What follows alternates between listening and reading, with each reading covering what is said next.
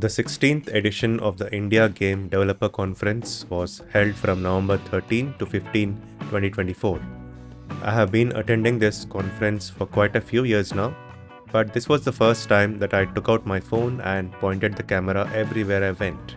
That resulted in this kind of vlog where I document the various things that happened at the conference, but it is not in the standard YouTube vlog format. Instead of sticking my face in every frame and trying to do a live commentary, I decided to stick to what I know best, which is to sit at home and take my time to write a script. For those who are not aware, this conference is primarily aimed at game developers of all disciplines and belonging to all experience levels, from absolute beginners to industry veterans. Like any other conference, everyone has their own reasons for attending IGDC. I have broken down this video into different sections, which I think cover the key reasons for which people attend this conference. Feel free to skip to the section that you are most interested in. Oh, and since this is the first time I'm using real-world footage to such an extent, expect to see some pretty amateur camera work. Let's begin.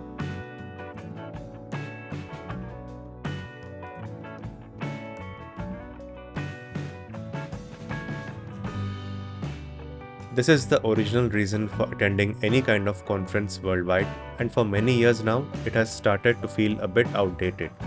Before the days of the internet, attending conferences was one of the few ways you could find out what was going on in your industry at a global level. You could meet experts from different nations, people who you normally had no way of contacting on your own. But these days, it isn't exactly difficult to contact anyone you want through the internet.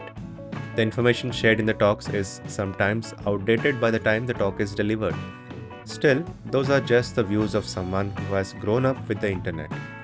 The tried and tested format of meeting professionals who deliver these talks still has its charm because a lot of talks I attended were quite full and people were excited to meet the speakers later on outside the halls to ask them more questions. Every year there are a few good talks at IGDC if you take the time to look through the schedule, and this year was no different. I enjoyed the talks delivered by Jae-ho Hwang, the CEO of Mint Rocket, the studio that made Dave the Diver, as well as the talk given by Abhi, who is the creative director at Visai Games, who made Venba. Both talks were post-mortems on their respective games' production and the following success. I did attend a few other talks as well, but there's no point in me trying to summarize them here, especially while showing shaky footage. Instead, I would recommend that you visit the official YouTube channel of IGDC, where the talks will be uploaded in a good quality at an unknown date. The upload date has varied a lot over the years, so just subscribe to their channel to be notified of this year's uploads. The link to the official channel can be found in this video's description.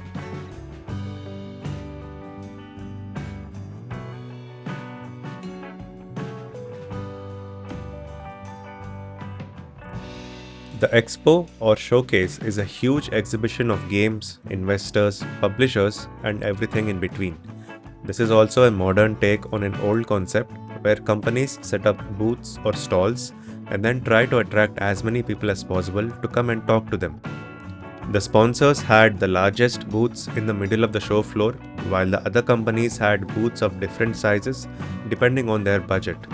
This year, there seemed to be fewer game studios and more publishers, investors, colleges, and other companies that provided various services like motion capture, playtesting, and so on.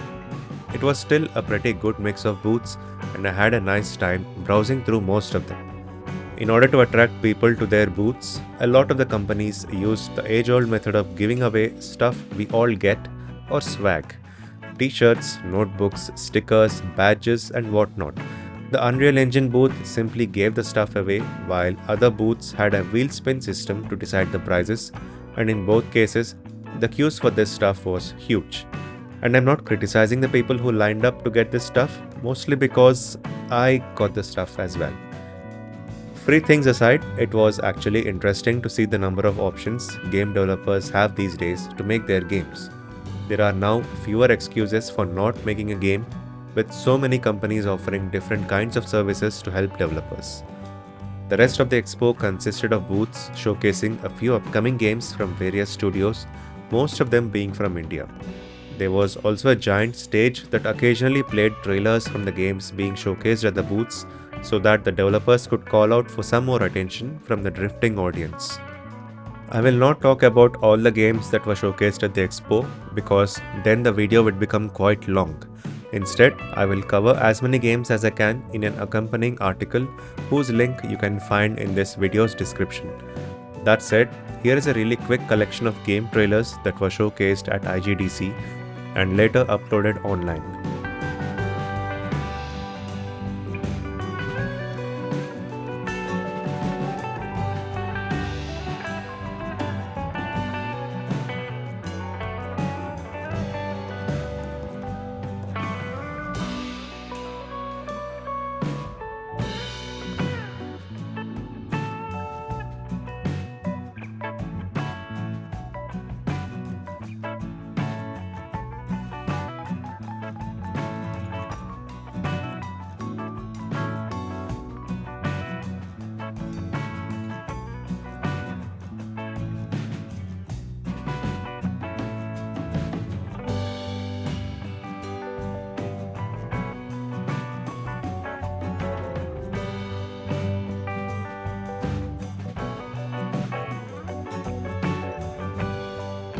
The next section is actually a subsection of the expo, but I wanted to highlight it on its own because it is arguably the most exciting part of the expo. The Indie 40 showcase featured a little more than 40 indie games from studios and teams of various sizes across India. These games are featured at tiny booths, each of which cost a fraction of what a regular sized booth costs. Of these, 20 booths were sponsored by Xbox, which gives a form of initial validation for these games. Again, I will not spend a lot of time talking about all 40 games apart from two exceptions, because imagine the length of this video if I featured all of them. Besides, I was not really able to properly capture footage of any of these games because just look at the size of these crowds.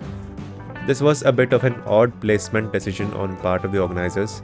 The 40 booths were squished together on one corner of the show floor. This meant that there was very little place to stand near or queue up in front of the booths. There was genuinely a lot of interest from the audience to try these games, but the cramped space meant that the crowd size looked much larger and uncomfortable. I do want to give a shout out to two particular games that were featured here. The first was Occult Chambers from Born Monkey, who showed their newest demo. I recently covered this game on the channel and was very pleased with the direction in which the game is headed. The second game I wanted to highlight was Lancelot from Zombie Fox Studios. It is an upcoming action-adventure RPG. Well, it's a Souls-like game. And while Souls-like games are becoming quite common these days, it is still a genre that attracts a dedicated audience which is always hungry for a well-made product. Lancelot was easily one of the most, if not the most visually impressive game showcased on the floor. The game is still in the early days of development, but this initial taste still impressed a lot of people who were constantly queuing up to try the demo. I was initially happy to just stand at a distance and watch the action, but after being persuaded by the developers, I gave the game a try and couldn't survive for more than a few seconds, which wasn't surprising given my poor history with the genre.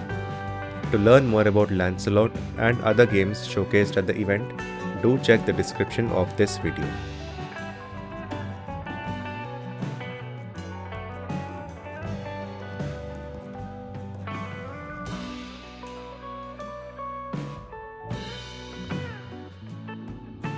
This is one part of the conference that I wish the organizers would invest a little more in because it is not as well advertised as it should be. There is a dedicated awards show that takes place every year at IGDC, usually on the second evening of the conference. There are prizes to be won, and the event gives good exposure to a lot of recently released games. However, the event is not live streamed, meaning it is restricted to the relatively small audience that attends the conference, and then the results are posted on social media. I'm not expecting a show with high production values like the Game Awards, but a simple live stream would have enabled a wider audience to appreciate these awards. Anyway, in this section, I'll just stay quiet and run through the winners and runners-up of each of the categories.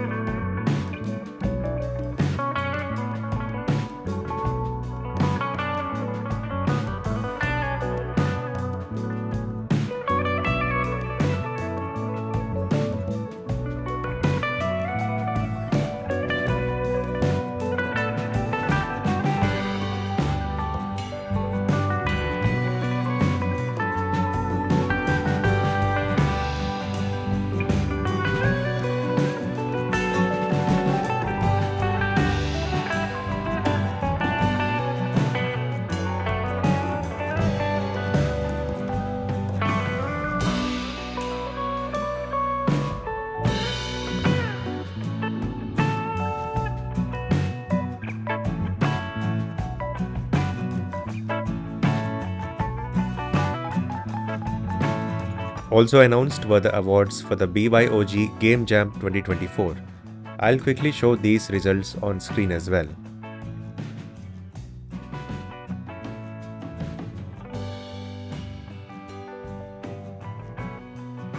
Trailers and awards are quite flashy and exciting, but the conference also has a serious side that's all about business.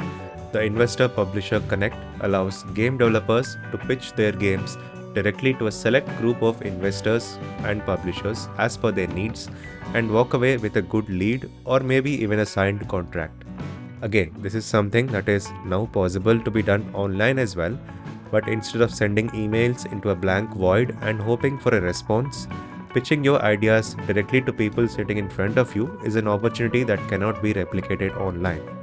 I did not capture footage for this part of the event because it is held on a separate restricted floor, which is why you're seeing some pretty generic footage of the event in the background right now. Finally, there's the unspoken benefit of being able to meet and greet with hundreds, if not thousands of developers from across the industry. All registered members of the event get access to an app that lets them set up meetings with any other registered member, including the speakers.